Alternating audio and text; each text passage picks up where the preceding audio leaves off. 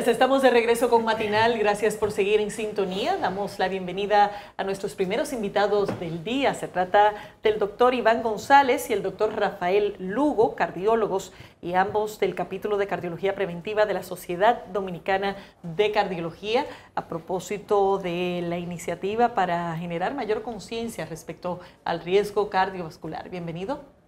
Ambos, gracias por estar con nosotros. Este es el mes del corazón. Del corazón. ¿Verdad? Cierto. Cuéntenos un poco de cuál debería ser la conversación y la discusión en este mes. Sí, en este mes y siempre consideramos que estamos celebrando el mes del corazón y mañana justamente es el Día Mundial del Corazón, 29 de septiembre. Consideramos que es muy importante estar conscientes de los riesgos que lleva un ser humano de no tomar medidas preventivas cuando padece o cuando tiene los factores de riesgo.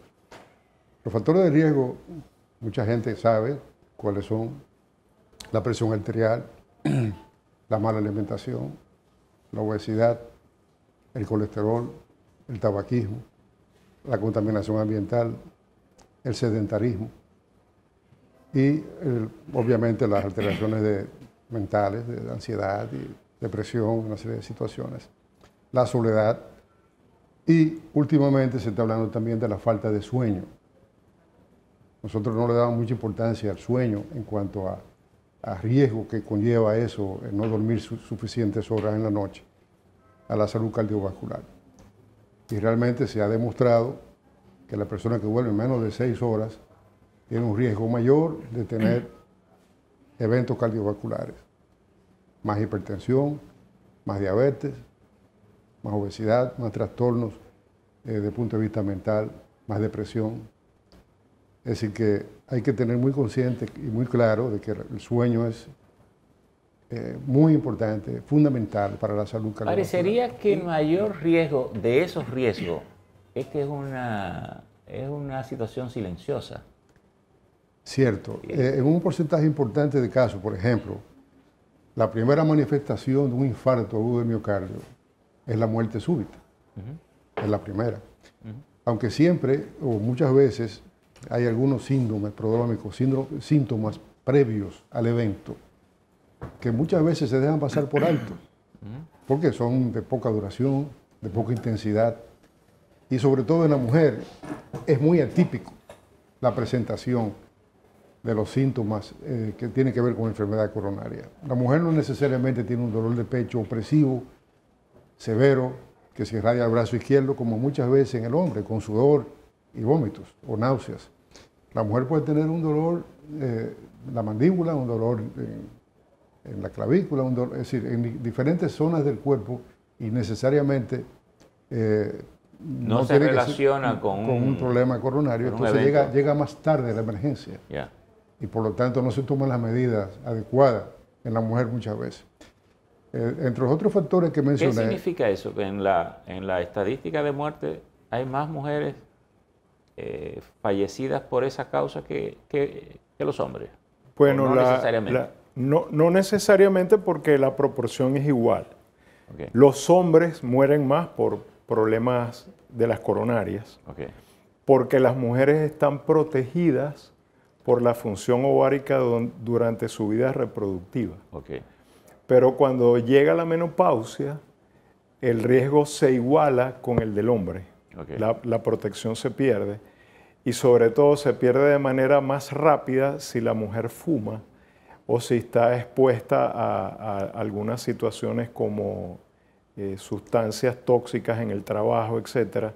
Rápidamente y con mayor peligro, la mujer se hace más propensa a tener problemas coronarios en relación al hombre. Esto le iba a decir, la diferencia, por ejemplo, a una persona que le da un infarto, que quizás no consuma tabaco ni alcohol durante toda su vida, y de una persona que sí consume constantemente cigarrillos y alcohol. Bueno, si hablamos específicamente del tabaco, 8 de cada 10 muertes de enfermedades no transmisibles está relacionada con el consumo de tabaco.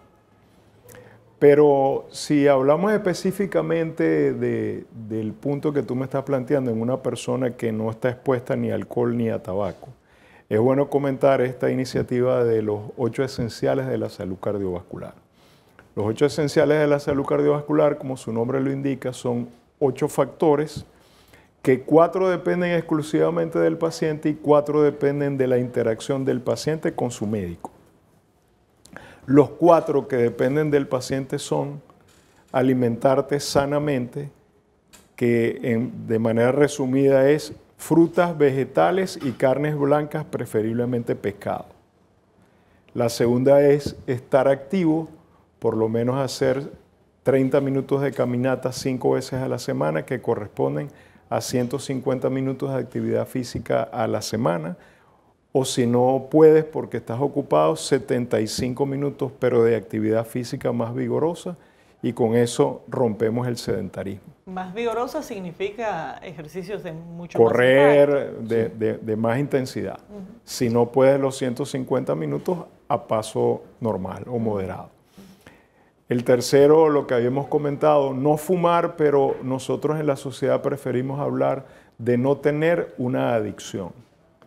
Y eso incluye, por supuesto, la juca, el vape, que ahorita están de moda, el alcohol, la comida, lo que llaman ahora mal llamadas drogas recreacionales, porque no son recreacionales nada. Y como decía el doctor González, la higiene del sueño. Dormir una cantidad apropiada de horas, que es por lo menos 6 horas y no más de 9 horas, porque dormir poco y dormir demasiado también es nocivo para la salud. Y las 4 que dependen de la interrelación con el médico es vigilar el peso, vigilar la presión arterial, vigilar la glucosa en la sangre, es decir, descartar diabetes, y vigilar los lípidos sanguíneos, particularmente el colesterol mal. Esos son los 8 esenciales de la salud. Usted mencionó algo, el vapor y la juca. Ahora está muy de moda, sobre todo el vapor. Incluso muchos establecimientos y cada vez más los jóvenes consumen este aparato. Las consecuencias a la salud, me gustaría saber. Sí, y si tienen datos estadísticos reales. Realmente suele ser pensado que es inocente el consumo de vape en la población general. Hay una epidemia de jóvenes usando ese tipo de método para fumar.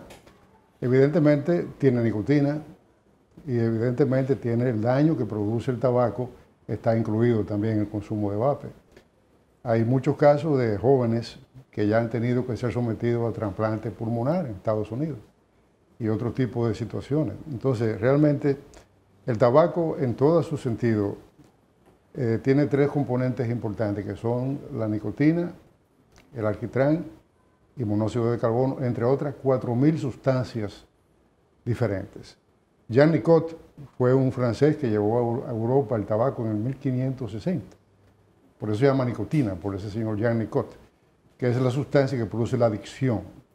Entonces, como decía el doctor Lugo, realmente el problema está en que el individuo sea adicto, y a través del vape, muchos dicen que personas que fuman cigarrillos pueden usar el vape para dejar de fumar. Pero entonces existe el problema de que los jóvenes, en edad escolar inclusive, muy jovencitos, se inician con el vape y después ya se hacen adictos a la nicotina y a las sustancias que tienen que ver con tabaco. Entonces, es importante tener muy claro que hay que evitar en todo lo posible el consumo de tabaco, de vape, de juca, de todo lo que bote humo. Todo lo que bote humo hace daño. Y en cuanto a lo que bota humo hace daño, pues también la contaminación ambiental, que es un problema muy serio, también produce problemas cardiovasculares, también produce cáncer, también produce una serie de fenómenos en la salud muy perniciosos. Cada vez que vemos un carro que está, o una industria que tenemos en la ciudad, por ejemplo, varias, que está botando ese humo, ese humo que bota ese carro, ese humo que bota ese vehículo, esa guagua, tiene una serie de sustancias que son partículas, entre otras sustancias. La partícula PM2.5, o menos de ahí, menos de 10 micrómetros por... Bueno, esas sustancias entran por la nariz, se depositan en los pulmones, se depositan en el corazón, en el cerebro y en otros órganos. La podemos ver en microscopio electrónico, están ahí. No son sustancias que realmente son abstractas, son partículas. Por lo tanto, la contaminación ambiental es un factor de riesgo importante, al igual que el tabaco, para el desarrollo de enfermedad cardiovascular, de enfermedad pulmonar, de demencia, entre otras cosas. ¿A cuál conclusión podemos llegar? Que en la República Dominicana las principales causas de muerte son los temas cardíacos y los accidentes de tránsito. Sí, sabemos que Dominicana lidera el mundo en muertes por accidentes de tránsito. Que esa parece que se cura, si nos ponemos Exacto. en serio. Pero también la enfermedad cardiovascular está relacionada con el mismo problema y ese es el motivo de nuestra presencia aquí, educar a la población. Y en este caso, la educación consiste en cambiar el paradigma de una conducta pasiva, es decir, yo solo asisto al médico cuando me pasa algo, cuando tengo una novedad en mi salud. O lo que estamos proponiendo nosotros, que tengamos una conducta proactiva de vigilancia. Por ejemplo, las muertes que han ocurrido recientemente en jóvenes relacionadas al mundo del periodismo, dos hijos de connotados periodistas de la nación, posiblemente pudieran haberse evitado si hubiéramos tenido una simple evaluación, un electrocardiograma, un examen, un interrogatorio, y eso puede salvar una vida. ¿Y a qué edad deberían empezar estos exámenes? Porque digamos que el riesgo cardiovascular se asocia a rangos de edad muy específicos y normalmente no se piensa en que una paciente o un paciente de 20 años, por ejemplo, tenga que llevar este tipo de... Puedes tener una cardiopatía silente no diagnosticada, por ejemplo, una miocardiopatía hipertrófica o un problema congénito que genere arritmias graves. ¿Y cuándo se supone que se puedan identificar ese tipo de cardiopatías? Bueno, para poderlo identificar primero hay que pedir ayuda, o sea, ir a la consulta y cada vez nos damos cuenta de que ese abordaje pudiera ser importante desde la niñez, porque hay problemas como la hipercolesterolemia familiar homocigota y heterocigota. Por ejemplo, mucha gente desconoce que esas patologías existen, que pueden ser causa de infarto miocárdico en la infancia. Claro. Y mucha gente no sabe que a un niño le puede dar un infarto y es la primera causa en las personas que tienen hipercolesterolemia. Hay niños que su pediatra puede detectar. Correcto. Que hay una Incluso nosotros congénita. En el capítulo de cardiología preventiva tenemos una que vale la pena que le inviten, la doctora Angélica Grullón, que es la directora de prevención primordial, porque es la que se inicia en la infancia para prevenir la hipertensión, los problemas del colesterol, la diabetes y la obesidad. Ahora, siendo estos temas de salud tan severos, ¿por qué lo tenemos fuera de la estructura educativa, no solo en las aulas, en las escuelas, también en los mensajes oficiales de orientar a la gente de los riesgos? Porque, por ejemplo, ustedes vienen tal vez cada año en el mes del corazón a hablarlo, pero deberíamos un poco todo el año generar la cultura del hábito de ir al médico periódicamente. Eso le comentaba chequearnos. Previamente al encuentro con ustedes, le comentaba al doctor Lugo que tenemos que tener una campaña permanente. O sea, no es un asunto de un mes, de una semana, de un día. Es un asunto permanente porque todos los días muere gente del corazón y todos los días hay nuevos casos. Con relación a la educación en los niños y a los riesgos que puede haber en los niños, en Estados Unidos no suele hacerse una evaluación electrocardiográfica en todos los niños cuando están en edad escolar. Eso no sucede en Europa. Italia es el precursor de la evaluación en niños con electrocardiograma y, si es necesario, con ecocardiograma, que es una sonografía del corazón, donde se pueden detectar muchas anomalías congénitas, estructurales del corazón. Ahí se hace de manera preventiva. En Italia sí, sobre todo el electrocardiograma. Pero el electrocardiograma da pautas para entonces uno hacer otros estudios, entre ellos el ecocardiograma.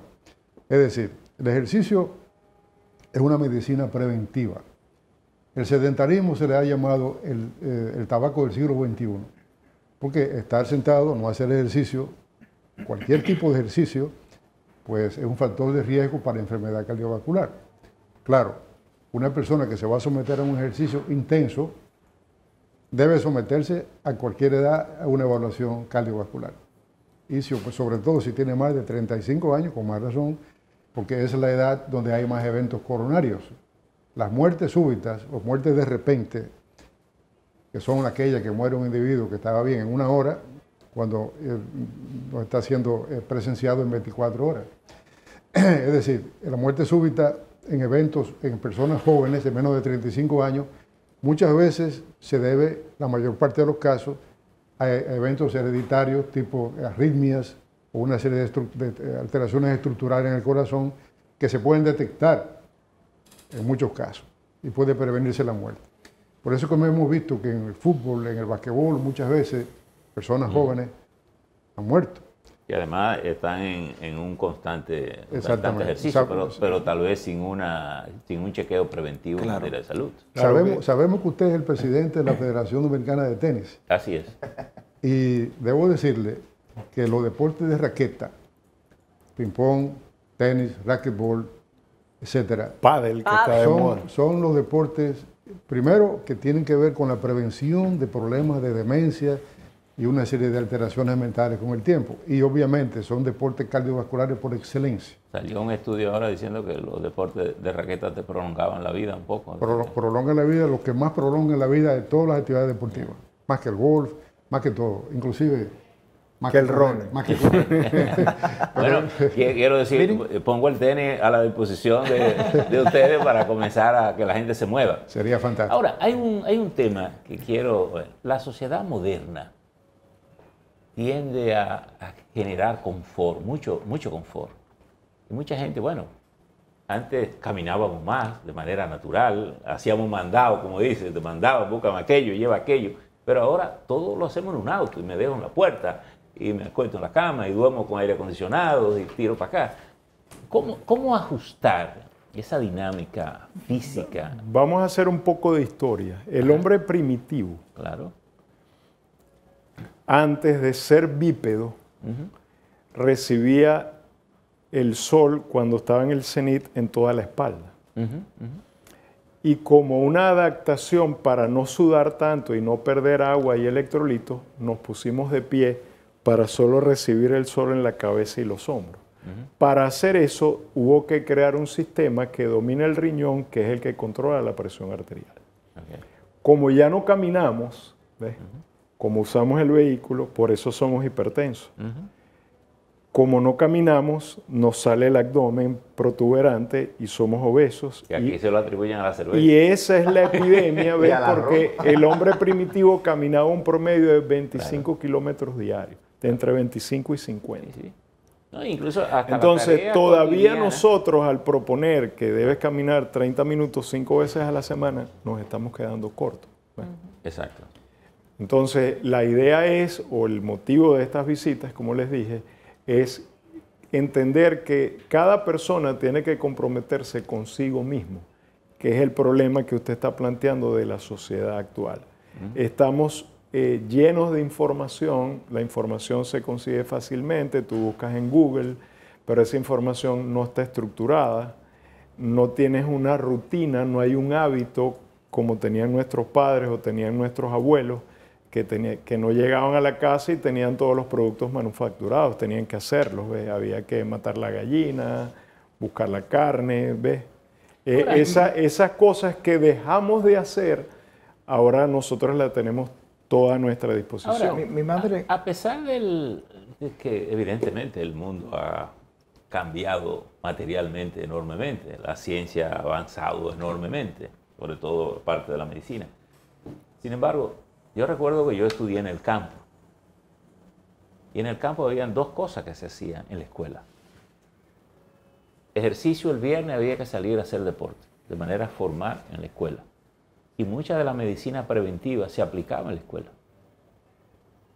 De hecho, hay una generación que está marcada con la famosa vacuna, ¿verdad? Y todavía está el rastro. ¿Qué ha pasado? ¿Por qué hemos sacado todas estas cosas de la escuela? Bueno, realmente hemos visto en los últimos años porque tenemos que ser justos y realistas.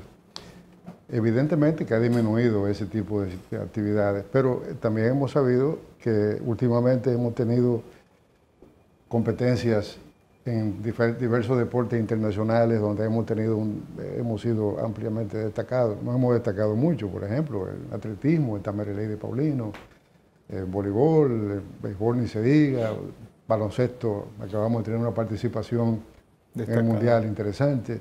Es decir, se está teniendo mucha actividad deportiva. Lo que no se está teniendo es realmente una orientación a nivel del deporte escolar, sobre todo en escuelas públicas, como debe ser. Y no se está incentivando a nivel de las familias, porque ahora hay un problema con la tecnología. Ahora hay muchos niños que le dedican horas y horas y horas a los celulares, a la tableta, a los videojuegos. Es parte del confort. Y eso es parte del problema. Yeah. Es parte del problema no solamente del aumento de enfermedades de todo tipo, sino también de aumento de situaciones mentales. Es decir, he visto un caso de una señora que tuvo que llamar a la policía en Estados Unidos a las 4 de la mañana porque su hijo no quería despegarse de los videojuegos. Es decir, pasó eso. Entonces, realmente eso es un serio problema que tenemos que nosotros como padres, la sociedad, orientar a nuestros hijos, a nuestros descendientes para que no incurran o no en ese tipo de adicción, que ya es una adicción, ya se considera, la adicción a los videojuegos ya se considera una enfermedad. Es decir, que tenemos que tener mucho cuidado e incentivar a nuestros hijos a que hagan diversos tipos de deporte o de actividad física. Con relación a la actividad física, quiero resaltar que no importa, porque muchas veces le decimos al paciente, tiene que caminar media hora, una hora.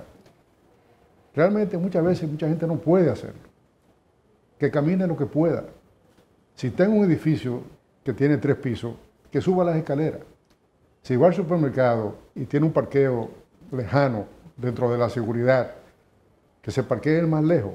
Y eso son caminantes que se van sumando. A nosotros nos gusta que nos dejen en el frente. Sí, pero entonces eso es algo que realmente tenemos que reforzar. Gracias por haber estado con nosotros. Antes de irse, el doctor Mateo, que era el que promovía mucho el asunto de la cuestión cardíaca y hacía una caminata. Usted me dijo que usted ahora está encabezando, porque sí, además usted... Yo soy el presidente del Consejo de Cardiología Preventiva.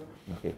Y aunque este es el mes del corazón, planificamos la carrera para el 5 de marzo, que va a ser interesante porque el día de la entrega de kits, que será el sábado, vamos a dar unas conferencias sobre prevención cardiovascular cuando vayan a buscar el kit. Y al día siguiente esperamos que toda la comunidad de corredores y caminantes de Santo Domingo nos acompañen para que celebremos la salud cardiovascular. ¿Cuál es la ruta que van a hacer? En el Mirador va a ser. Aquí, en el Mirador Sur. La Avenida de la Salud. La Avenida de la Salud. Quería resaltar la importancia del control de la hipertensión arterial. Y debo decir que los pediatras deben tomarle la presión arterial a los niños.